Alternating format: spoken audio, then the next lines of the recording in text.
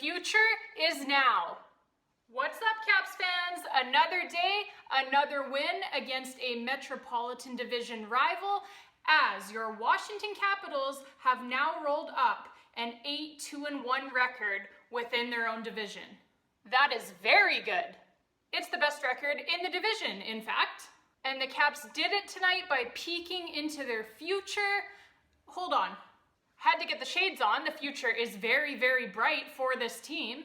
Caps 2022 first rounder Ivan Miroshnichenko. He made his NHL debut at just 19 years old tonight. And tonight's game was supposed to be, the first time that the Caps were going to have 3 of their 4 most recent first-round draft picks in their NHL lineup with Ivan Miroshnichenko, Connor McMichael, and Hendrix Lapierre.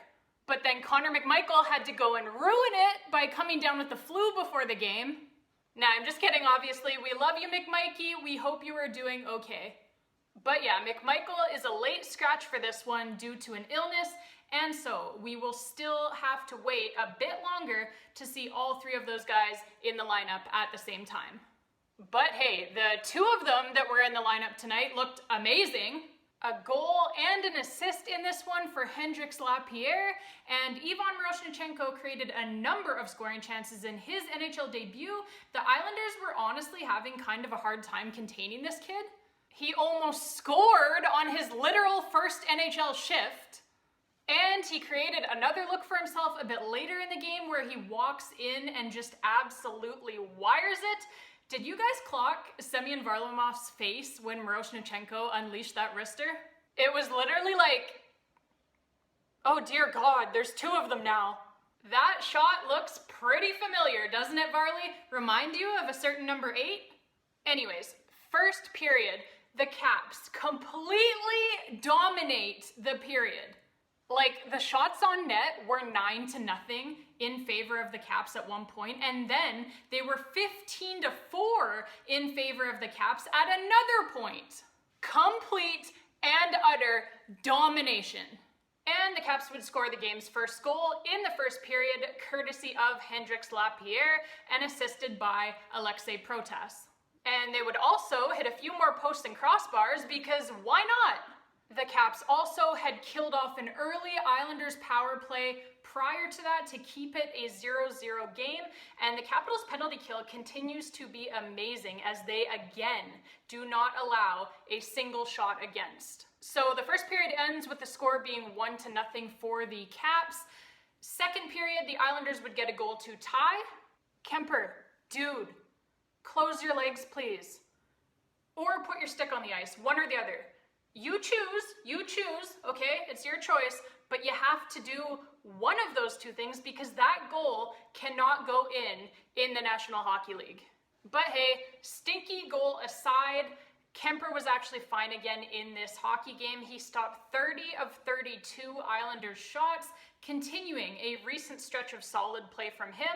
So good for him and good for the Washington Capitals, as having 2 good goalies is always better than just having 1.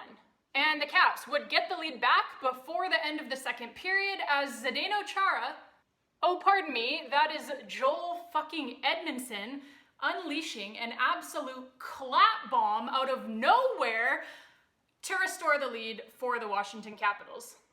Where the hell did that come from? I mean, whatever, I'm not complaining. Assisted by Anthony Mantha and Hendrix Lapierre, 2-1 Washington Capitals. Third period, the Islanders would tie it up on a truly rare breakdown by this Washington Capitals defense this season. We have not seen that a lot under Spencer Carberry at all, like not at all. So I think that was the ghost of Christmases past with Peter Laviolette paying us a short visit momentarily there. But yeah, the Islanders, regardless, they tie it up, and so this game would need overtime. And oh, I forgot to mention, because, you know, my memory had repressed this memory already because it's too painful. But at some point in regulation here, Semyon Varlamov made a save on Alex Ovechkin using the knob of his fucking stick, man. Which, if you're a goaltender like I am, then you know that that save was totally accidental. Like, you were not doing that on purpose, okay? Total accident, pure luck play there by Semyon Varlamov, and pure bad luck once again by Alex Ovechkin. Ovi, he had that one completely labeled for the top corner there, as you could see upon the replay, but alas, it was not meant to be. And Wayne Gretzky is out there somewhere cackling away like a hyena on meth. Next time, Ovi, next time. Varlamov actually made 2 saves using the knob of his stick during this game.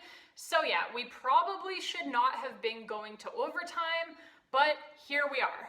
But it's okay, because in overtime, Martin Ferivari, he draws a tripping penalty, caps to the power play, and then it's Ovechkin, Strome, Ovechkin, Strome, Ovechkin, Strome, Ovechkin, Strome, Ovechkin, Strome.